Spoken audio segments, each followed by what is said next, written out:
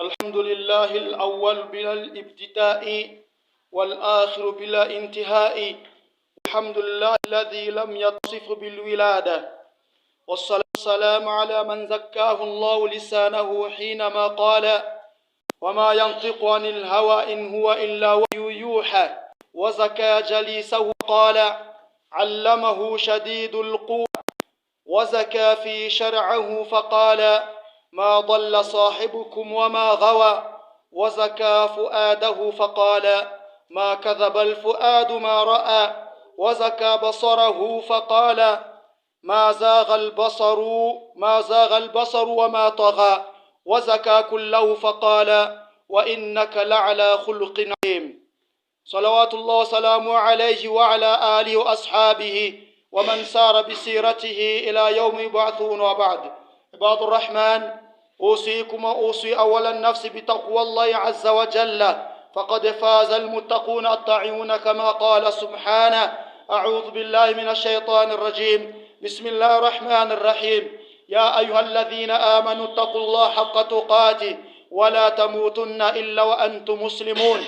وقال جل جلاله: يا أيها الناس اتقوا ربكم الذي خلقكم من نفس واحدة وخلق منها زوجها وبث منهما رجالا كثيرا ونساء، واتقوا الله الذي تساءلون به والأرحام إن الله كان عليكم رقيبا. وقال سبحانه: يا أيها الذين آمنوا اتقوا الله وقولوا قولا سديدا يصلح لكم أعمالكم ويغفر لكم ذنوبكم، ومن يطع الله ورسوله فقد فاز فوزا عظيما. رب اشرح لي صدري ويسر لي أمري واحلل عقدة من لساني يفقهوا قولي.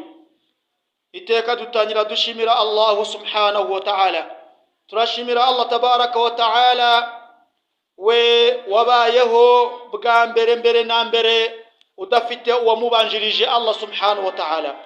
Turashimira nanone Allah subhanahu wa ta'ala, we akabari we wanyuma na uteze kuzamuzungura ngo nawe yitwa Imana Allah subhanahu wa ta'ala. Allah niye wa mbere ni nawe wanyuma jalla jalaluhu. Turashimira Allah subhanahu wa ta'ala, tumuhimbaza Allah tabaraka wa ta'ala, we udafite ibisingizo by'urubyaro Allah subhanahu wa ta'ala.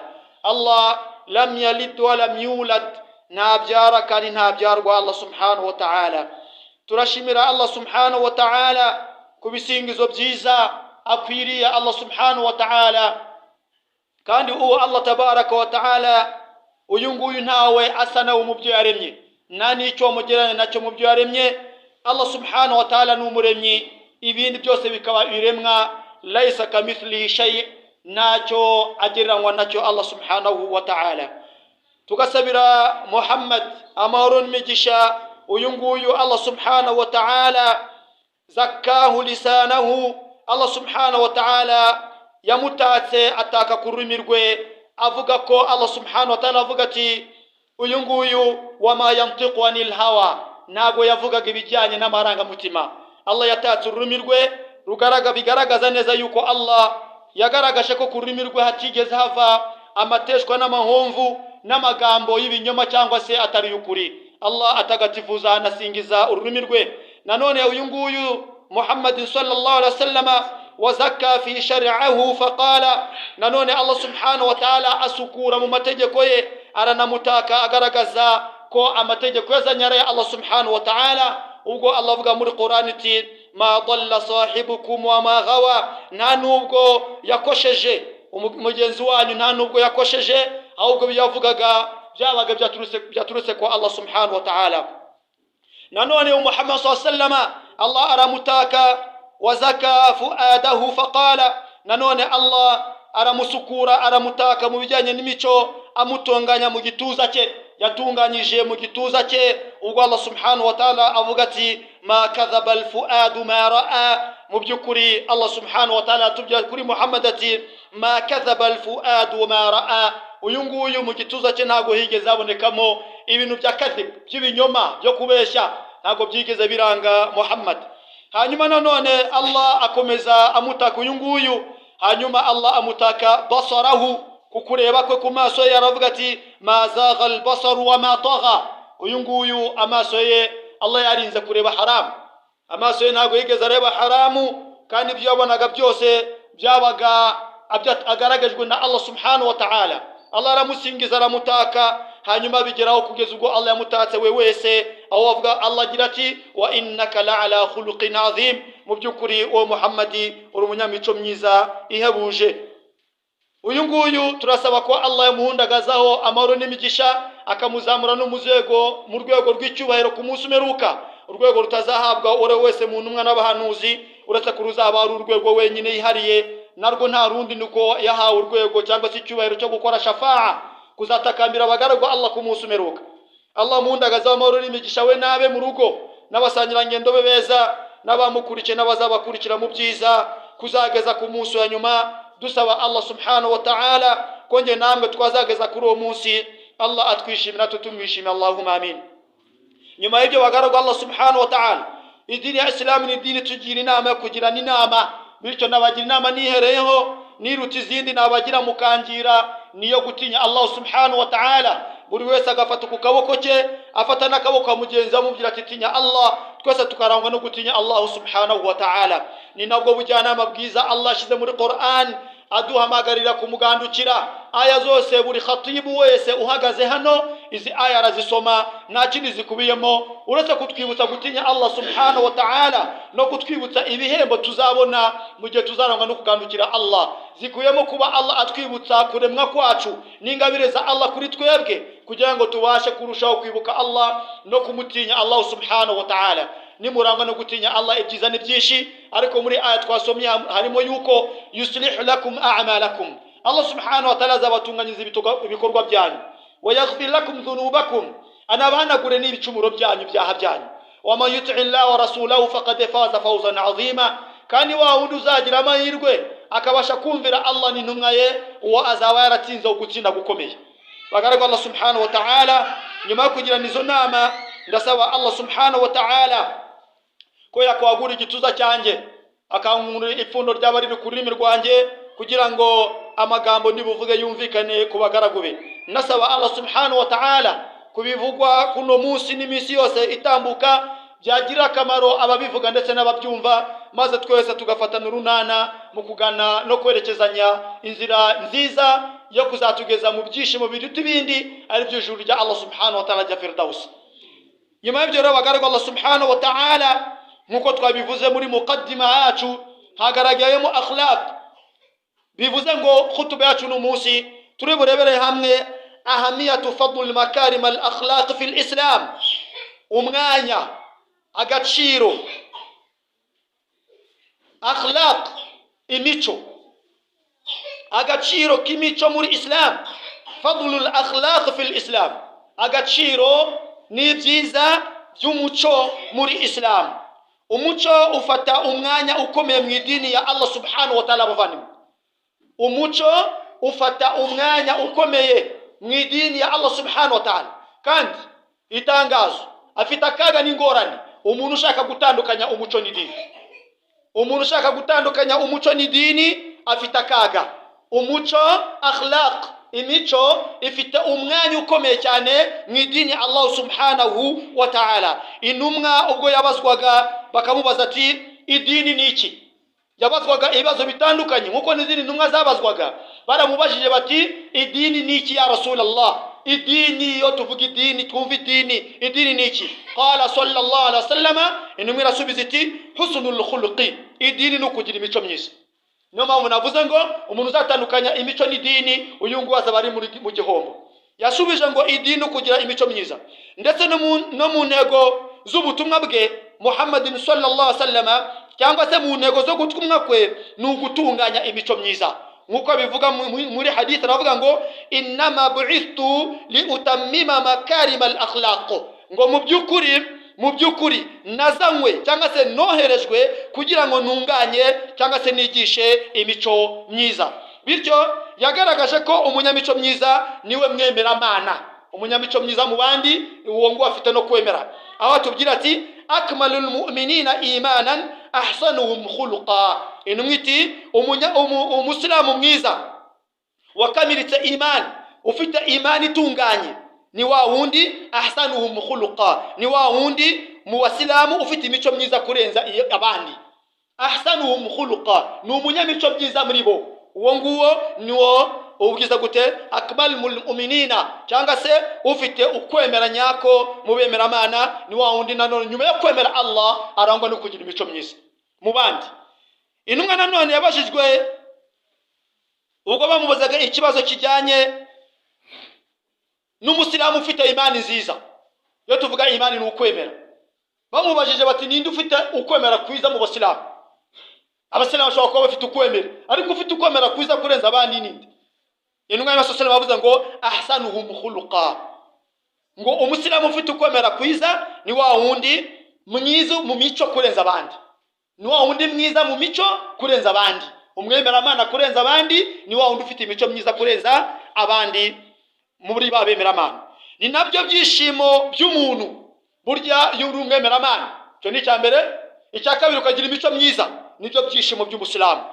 Muri hadith Rasulullah tubya ati ngo sa'adatul mar'i husnul khuluqi, sa'adatul mar'i husnul khuluqi, ng'ibyishimo by'umuntu ni imico myiza.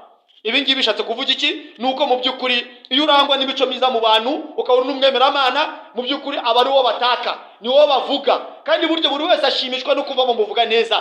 Iyo bakuvuga neza buriya nibyo byishimo byawe. Rero ngo umuntu ibyishimo by'umuntu ni imico myiza. Iyo umaze kugira imico myiza ugira ibyishimo kubera ko icyo baba bakuvugaho cyose kiba ari cyiza. Nanone kubana n'abantu mu mico myiza nicyo Rasul sallallahu alaihi wasallam yadutoshe.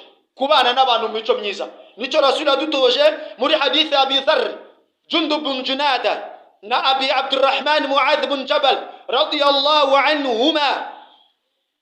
Abangaba bombi, yaba Abi Dharr Jundub bin Junada na Abdurrahman Mu'adh bin Jabal, bombi bakiri no hadithi Imana bose bishimire. Baratubwira ati babikuye ku ntumwa yacu Muhammad sallallahu alaihi wasallam, aravuga bati ittaqillah haythuma kunta, ngo uzatinya Allah aho uzaburi hose. Wa atbi'i sayyi'ata alhasanata tamhuha, ngo kandi ikibi uzakora uzagikurikiza icyiza, cya cyiza kizanagura cya kibi. Wa khaliqin nasa bi khuluqin hasan, ngo kandi uzabane n'abantu mu mico myiza. Hadith ya Ibn Tirmidhi, uzabane n'abantu mu mico myiza. Bavandimwe, nkuko mubizi hazabaho umuzani ku munsi w'imperuka, nkuko Qur'ani bitubwira. Aya ni nyinshi, zimwe muri zo fa amma man thaqulat mawazinuhu fa huwa fi 'ishatin radiya, ngo na wa wundi umuzani uzaremera ku munsi w'imperuka azaba ari mu buzima bushimishije. Iyo ni dalili yagije koreka ko ku munsi w'imperuka hazaba hari umuzani. Bivuze ngo hari ibintu bigera ku 9 twiga mu idini batubwira bizaba ku munsi w'imperuka. Muri ibyo bintu 9 harimo n'umuzani. Umuzani rero bagaragwa Allah subhanahu wa ta'ala, umva kuntu Rasul atubwira muri hadithi nziza ku munsi w'imperuka nta kizaremera ku munsi w'imperuka kurenza akhlaq, kurenza imico myiza. Muri hadithi nimwe atubwira ati ma min shay'in fil mizani athqal min husnil khuluqi, ma min shay'in, ngo nta kintu na kimwe kizaba kiremere ku munzani ku munsi w'imperuka min husnil khuluqi, kurenza imico myiza. Ini hadithi iri sharif ma'ruf iri sahih ya Muhammad sallallahu alaihi wasallam, aratubwira ngo nta kintu kizaba kiremereye ku munzani wawe w'ibikorwa byawe ku munsi w'imperuka min husnil khuluqi, kurenza imico myiza waranzwe nayo mu bantu. Hanyuma iyi mico myiza niba myiza ni na mpamvu yo kwinjira mu ijuru rya Allah subhanahu wa ta'ala. Iyi mico tuvuga umuntu agomba kurangwa nayo nyuma yo kwemera Allah, ukarangwa no kugira imico myiza, ni kimwe mu bintu bizakubera impamvu yo kujya mu ijuru rya Allah, bidalil kugihamya ya hadithi y'intumwa yacu Muhammadin, Imana Muhammad n'imigisha, an Abi Hurairah radiyallahu anhu qala, hadithi nuka kwa Abi Hurairah, Imana mwishima aravuga ati su'ila Rasulullah sallallahu alayhi wa sallam an akthar ma yudkhilu an-nas al-janna qala taqwa Allah wa husnul khuluq. Uyu nguyu Abi Hurairah, Imana mwishima aratubwira ngo intumwa y'Imana baramubajije ku kintu kizinjiza abantu mu ijuru ku bwinshi, kizatuma abantu bajya mu ijuru. Byumvikane yuko ni nyuma yo kwemera Allah, kuko umubangikanya Imana n'umuhakanyi bose ni muri jahannam khalidina fiha. Ariko noneho byumvikane ko ni nyuma yo kwemera Allah. Umuntu amaze kwemera Allah, abantu abemera Imana, ikintu kizatuma bajya mu ijuru ku bwinshi ni ikihe? Intumwa y'Imana qala, irabasubiza iravuga iti taqwa Allah, nugutinya Allah nyuma yo kwemera Allah, ugakurikiza kugandukira Allah, ugakurikiza gutinya Allah subhanahu wa ta'ala. Nyuma yo gutinya Allah wa husnul khuluqi, ugakurikiza imico myiza. Ariko byaba bitangaje umuntu kuba yabatinya Allah akagira imico mibi, byaba bitangaje kuri no hadithi rasulati taqwa Allah wa husnul khuluqi, nuko umuntu azarangwa no gutinya Imana hanyuma akarangwa n'imico myiza. Rero ndavuga nti byaba bitangaje umuntu agize gutinya Allah akagira imico mibi. Mwene magambo akenshi na kenshi imico mibi iyo iranze umuntu no gutinya Imana we bidahari. Bagareko Allah subhanahu wa ta'ala rero hadithi y'intumwa sallama nagigarukiye aho ngaho. Hari ikindi gice nanone ngo wasuila an akthar ma yudkhila an-nas an-nar, nanone baramubaza ku kintu kizinjiza abantu muri jahannam ku bwinshi. Abasoma bakunda kubaza ku mpande zombi kugira ngo bamenye kuntu bitwara. Bakunda kubaza kuri al-janna bamenye icyo basabwa bagikore bajye muri al-janna, bakabaza no kubijyanye na jahannam atari uko bayikunze ahubwo kugira ngo bamenye ibyaha jahannam bayirinde bayigendere kure. Niyo mpamvu batabazaga kimwe gusa. Bakimara kumubaza ku kintu kizajyana abantu muri al-janna ku bwinshi, banamubajije no ku kintu kizajyana abantu muri jahannam ku bwinshi.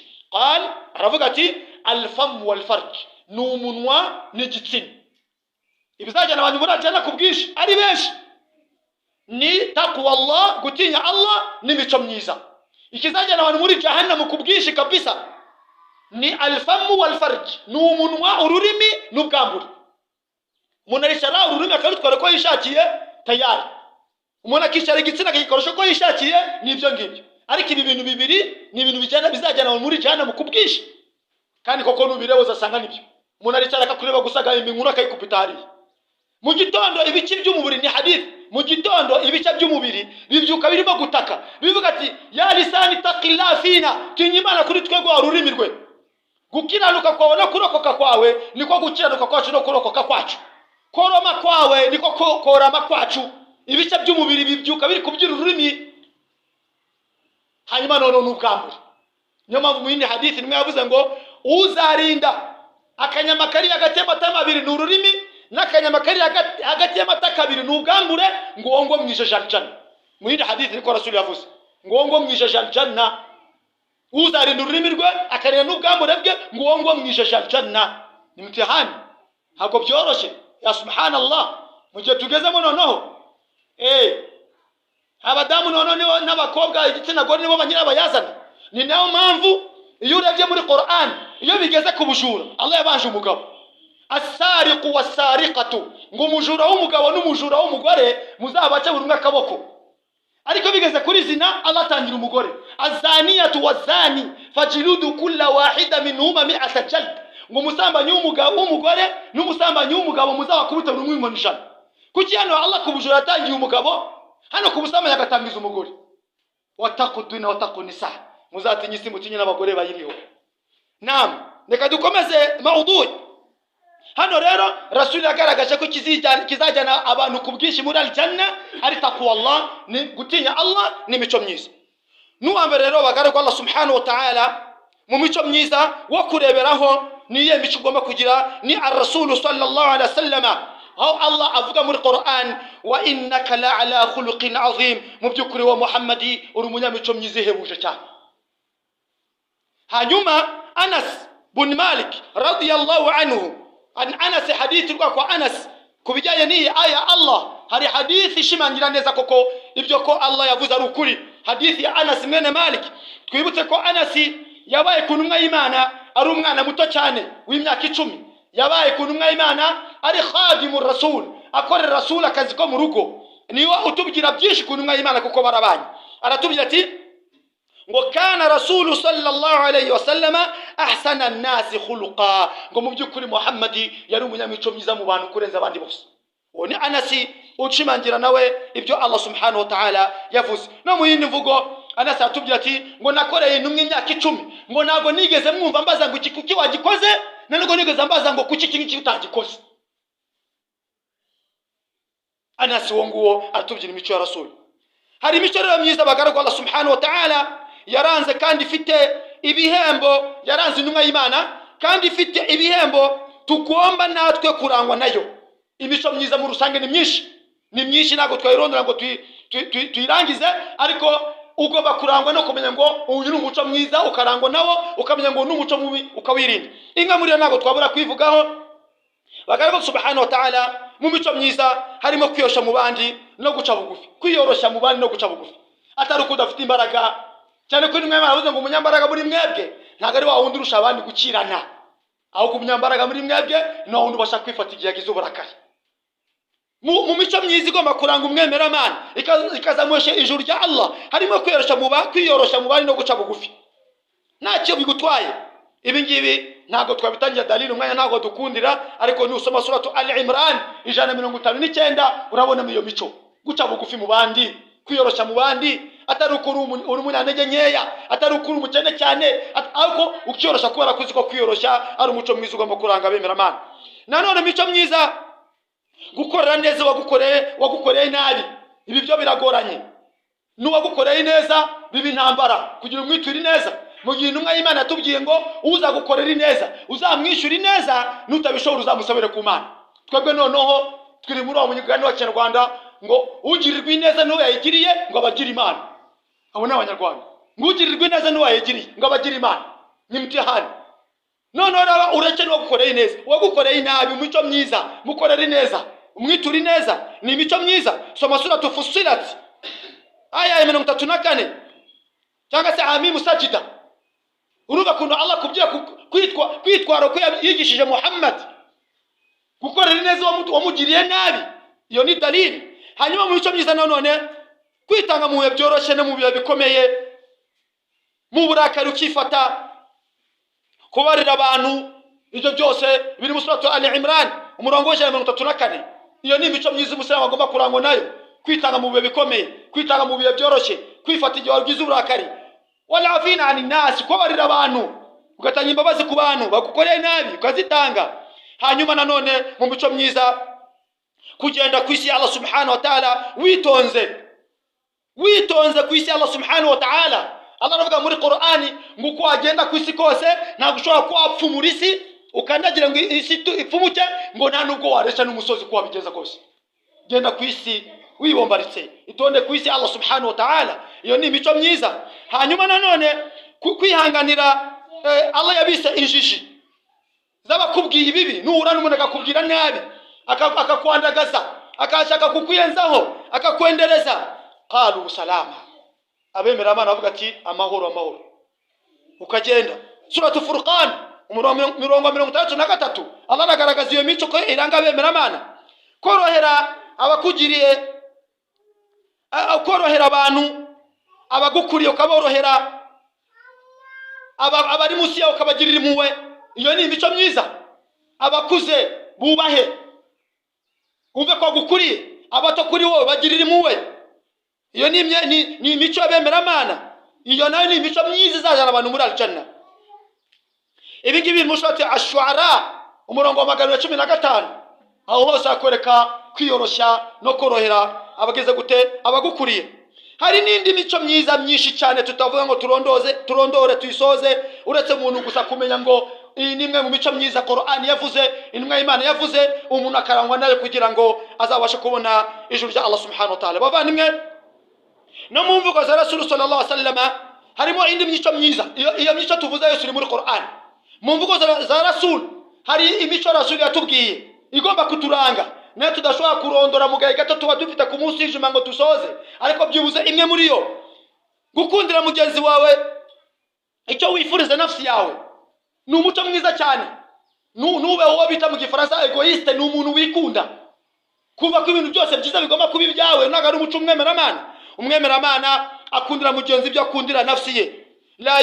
La yakbilu imanu al-mar'i, ngo ukwemera ko umuntu ntago kuzatungana ngo kuzure hatta yuhibba li akhihi ma yuhibbu li nafsihi, kereka amaze gukundira mugenzi ibyo akundira nafsi ye. Iyo ni imico myiza igomba kukuranga. Hanyuma nanone imico myiza kureka ibitakureba, iyo ni imico myiza Rasul yatwigishije. Intumwa y'Imana tugira ati min husni al-islam al-mar'i taruku ma la yaghni, ngo mu mico myiza igomba kuranga umusilamu nuko umusilamu agomba kureka ibitamureba. Ko umuntu ahagaze arabi kureba iki, ko umuntu afite envelope kuko ishaka kumenya ikirimo, ko umuntu bamuhaye ibaruwa kuko ishaka kumenya ibyanditseho. Ubusiramu bwiza bw'umuntu mu mico myiza iranga umuntu ngo tarukumala, yani nukureka ibitamureba. umuntu ugasanga ibyo ni uruhuri yaramunaniye kubimanaginga, ariko ashaka kumenya n'ibya Abdullahi, amenye n'ibya Juma, amenye n'ibya Rukara. Ntabwo biri bukunde, ntabwo biri bushoboke.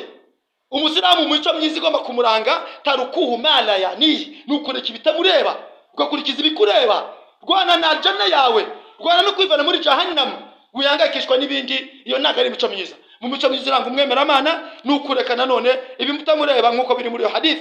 Mu mico myiza nanone nukugira isoni.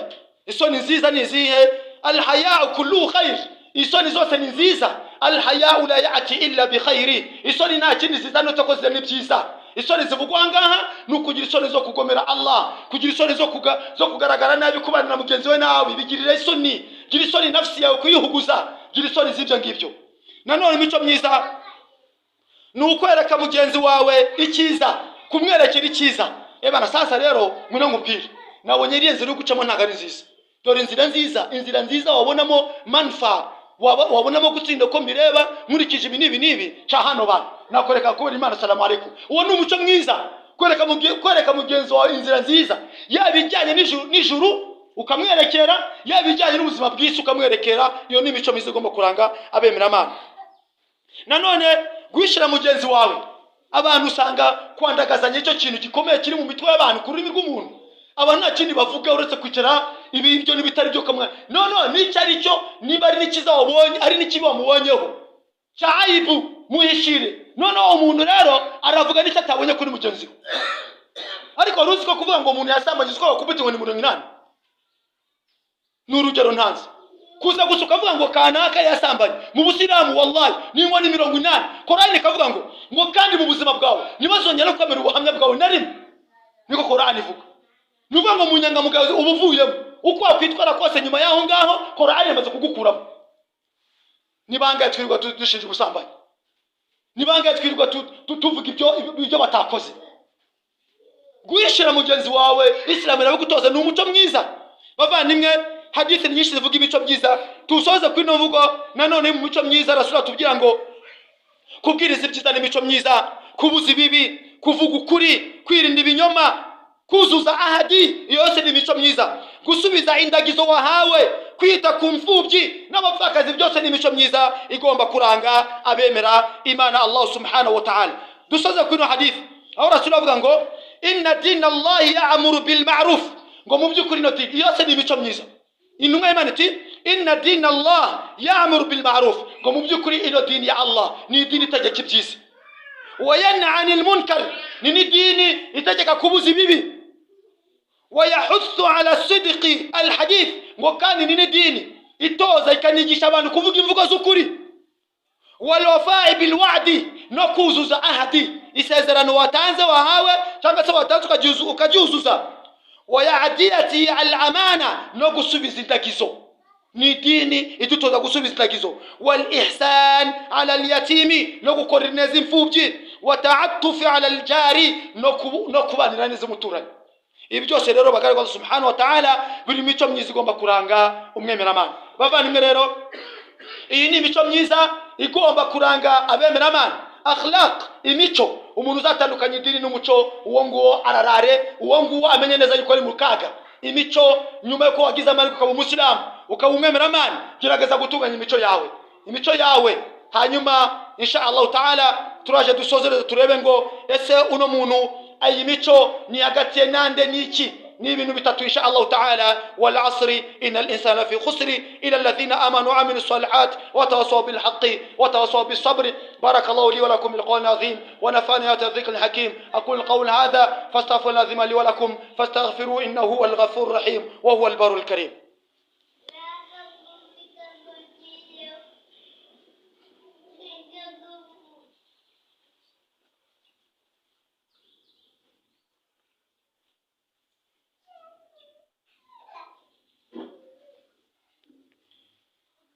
إن الحمد لله نحمد ونستعين ونستغفره ونعوذ بالله من شرور أنفسنا ومن سيئات أعمالنا. من يهده الله فلا مضل له ومن يضلل فلا هادي له. عباد الرحمن، أوصيكم وأوصي نفسي مرة ثانية بتقوى الله عز وجل، فإن طاعته أقوم أقوى، وتزودوا فإن خير الزاد تقوى. twajya gushimira Allah dusaba Muhammad amahoro n'imigisha nongeye kubagira inama bagaruka Allah subhanahu wa ta'ala nihereyeho ubugira kabiri yuko tugomba gutinya no kugandukira Allah subhanahu wa ta'ala. Gutinya Allah nicyo gikorwa gikomeye kurenza ibindi byose. Mu gusoza muri khutuba yacu ya kabiri bagaruka Allah subhanahu wa ta'ala, al-mar'atu thalath darajat. Mu mico myiza w'abantu cyangwa se umuntu ari ku nzego eshatu cyangwa se mu yandi magambo, imico myiza igomba kuranga umuntu igomba kuba mu byiciro bitatu. Ukagira imico mu byiciro bitatu bikurikira. Awalan, igice cya mbere, al-mar'atu ma'a Allah ta'ala, n'umuntu n'umurezi we Allah subhanahu wa ta'ala. Nukuvuga ngo nyuma yo kwemera Allah, imico myiza igomba kubaho ya mbere ku isonga ni imico myiza hagati yawe n'umuremyi wawe. Ugomba kugira imico, ukagira imico myiza ku Mana yawe. Ukabona umuyandi magambo mu mvugo z'iki gihe, ukaba umwana mwiza mbere y'Imana, reka mbivuge gutyo. Ukaba umwana mwiza ku Mana yawe. Iyo bavuga ngo umwana ngo ni umwana mwiza aba afite imico myiza. Umuntu rero idaraja ya mbere y'imico myiza igomba kumuranga ni bainahu wa rabbahu, ni hagati ye n'umurezi we Allah subhanahu wa ta'ala. Imico myiza Allah yarayivuze, tunavuzeho mikeya. Ukavuga ati no mico niyo Allah akunda, ndashaka kuba umwana mwiza imbere y'Imana, ngomba gutunganya imico, nkagira imico myiza hagati yanjye n'Imana yanjye. Icyo ni icyambere. Icya kabiri, al-mar'atu ma'al khalq, n'umuntu hamwe n'ibiremwa bya Allah, ukabanira abantu neza muri mico twavuze. Ni imico myiza hagati yawe n'ibiremwa bya Allah. Nimba intumwa y'Imana yarigishije ngo nujya kubaga ugirire mu cyo ugiye kubaga, utyaze icyuma neza, izo ni impuhwe ku biremwa, ni imico myiza. Nimba intumwa y'Imana yaragiye ikabwira umugabo banira neza ingamiya yawe, gira imico myiza ku ngamiya yawe. Ingamiya yawe yaje isanga windi ishyira umunwa wayo ku matwi yanjye irambwira uko uyibanira. Gira imico myiza ku ngamiya. Nimba intumwa y'Imana yigisha umuntu n'ingamiya ye, yaguze amafaranga ye, akamubwira ngo ibanire neza. Kugeza ubwo abamwe banye bavuze ngo ibintu byose n'ibisilamu no gufata ugatera imbwa buriya ntabwo ari byo.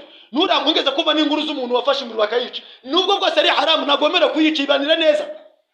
Ikimana yakubujije kwirya ntabwo akubye ngo uyice.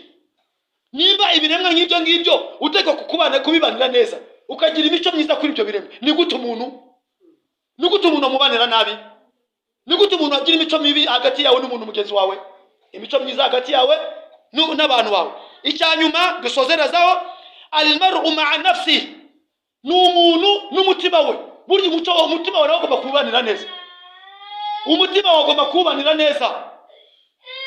Kubera ko ugomba kubanira neza, inna an-nafs, mu by'ukuri umutima, wal basar cyangwa se amatwi n'amaso, wal fuada n'umutima, kullu ulaika kana anhu mas'ula, buri kimwe kizabazwa.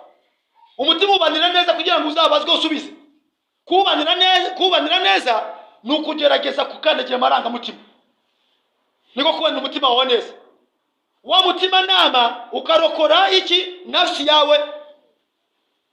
Ibi bice bitatu rero by'imico nibyo tugomba kubanamo neza. Imico myiza hagati yawe na Allah, imico myiza hagati yawe na bagenzi bawe, no kugira imico myiza hagati yawe na nafsi yawe.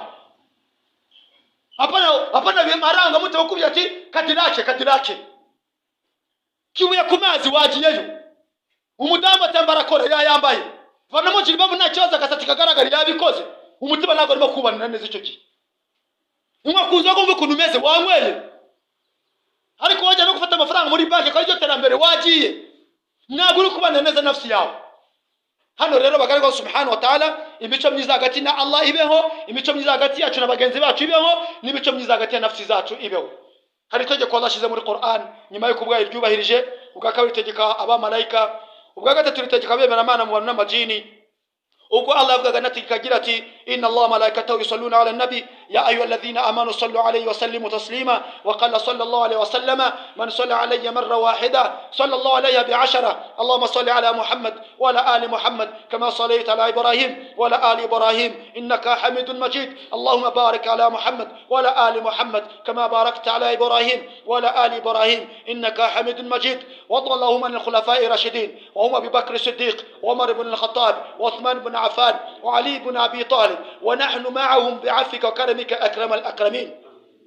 اللهم اعز الإسلام والمسلمين وأذل الشرك والمشركين ودمر أعداء الدين. اللهم زينا بزينة الإيمان وجعلنا هداة المهتدين. اللهم يا مقلب القلوب ثبت قلوبنا على دينك. اللهم يا مصرف القلوب صرف قلوبنا على طاعتك. اللهم ربنا آتنا في الدنيا حسنة وفي الآخرة حسنة وقنا عذاب النار وقنا عذاب القبر وقنا عذاب الصراط وقنا عذاب ميزان وقنا عذاب يوم القيامة. ونعوذ بك من الكفر والفقر يا رب العالمين. ونسألك رزقا حلالا واسعا طيبا مباركا فيه. إن كان في السماء فأنزله وإن كان في الأرض فأخرجه وإن كان بعيدا فقربه وإن كان قليلا فكثره وإن كان حراما فطهره يا إلهي أولين والآخرين. لا حول لنا ولا قوة إلا بك يا رب الكعبة. اللهم سهل لنا أمورنا وفرج همومنا واشف مرضانا وارحم موتانا وارزقنا من حيث لا نحتسب. رب من أحييته منا فحيل الإسلام وسنة ومن توفيته منا فتوفوا على الإيمان. وصلى الله على حبيبنا المصطفى محمد وعلى آله وصحبه وسلم والحمد لله رب العالمين. عباد الله إن الله أمر بالعدل والإحسان وإيتاء ذي القربى وينهى عن الفحشاء والمنكر والبغي يعظكم لعلكم تذكرون. فاذكروا الله يذكركم وادعوا يستجب لكم ولذكر الله أكبر والله يعلم ما تصنعون.